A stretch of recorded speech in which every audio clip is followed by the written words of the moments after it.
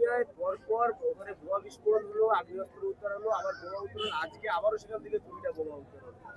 দেখুন, সওকাত সাহেব বুঝে গিয়েছেন তার পায়ের নিচে মাটি নাই, ভাঙড়ের মানুষ নটোরিয়াস ক্রিমিনালকে গ্রহণ করবে না। সেই জন্য তিনি তার দলের লোকেদেরকে দিয়ে ওখানে বোমা, গুলি, বন্দুক মজুত করছে আমাদের উপরে হিংসা করার জন্য। নির্বাচন কমিশনের কাজ হবে এটাকে ইনশিওর করা, মানুষ যাতে তার মতামতটা ঠিকভাবে দিতে পারে। আমি একটা নাম বলছি, সওকাত সাহেবের সাথে খুব ঘোরাঘুরি করতো, বড় বড় দাপাদাপি করতো চালতাবেরিয়ার নেতা ওহিদুল ইসলাম সাহেব এখন কোথায়? বোমের ওই দিনকে যে বোম তৈরি করছিল গণতন্ত্রকে বিপন্ন করার জন্য, ওই বোমের আঘাতে তিনি অসুস্থ হয়ে পড়েননি তো? একটু খোঁজ নিয়ে দেখুন, তাকে দেখা যাচ্ছে না কেন? তাকে ধরা পড়লে সওকাত সাহেব বা কারা কারা আছে যুক্ত সব জানা যাবে। ইভেন ওই লাশগুলোকে তুলে যে অ্যাম্বুলেন্সে করে নিয়ে গেছে, সে অ্যাম্বুলেন্সের চালকও গ্রেফতার হয়েছে। সেখান থেকে খবর পাচ্ছিলাম এনআইএ এসেছে। এনআইএ এসে কি সওকাত সাহেব বা জড়িয়ে আছে বলে কি তারা চুপ করে গেল? তাহলে কোনো না কোনো জায়গায় তাহলে সে বিজেপি তৃণমূলের সেটিংতে উঠে আসছে। তারপরে বলবো ভাঙড়ের মাটি শক্ত ঘাঁটি, ভাঙড়ের মানুষ সবসময় স্রোতের বিপক্ষে চলে, বোম গুলি দিয়ে ভাঙড়ের মানুষকে ভয় দেখাতে পারবে না।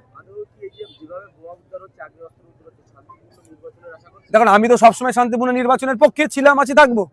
শান্তিপূর্ণ নির্বাচন করানো আমার দায়িত্ব নয়, নির্বাচন কমিশনের দায়িত্ব। শুধু প্রেস করে বলে দিলে হবে না, নির্বাচন কমিশনকে যথাযথ দায়িত্ব নিয়ে শান্তিপূর্ণ নির্বাচন করাতে হবে, নাহলে জবাব আমরা নির্বাচন কমিশনকে দেবো। দেখুন, এখন শুনলাম তারা কোর্টে ফোটে গিয়েছে, আমি বিস্তারিত জানি না, তবে আশা করব যে এটাকে ন্যায় নেওয়া দরকার। কারণ এমন বোমবান ছিল, স্পটে 2জন ডেড, আবার শুনলাম নাকি 4 জন এখনো লাপাতা। তারা হয়তো মনে হয় এতক্ষণ কোথায় আছে বোঝা মুশকিল, মারা গেছে না বেঁচে আছে। তাহলে এত বড় ঘটনা, এটা সীমান্তবর্তী রাজ্য, আবার সীমান্তবর্তী জেলা, এটা আমাদের ভাবতে হবে। এত বোম, বারুদ, পিস্তল কোথা থেকে আসছে, এটা তদন্ত হওয়া দরকার।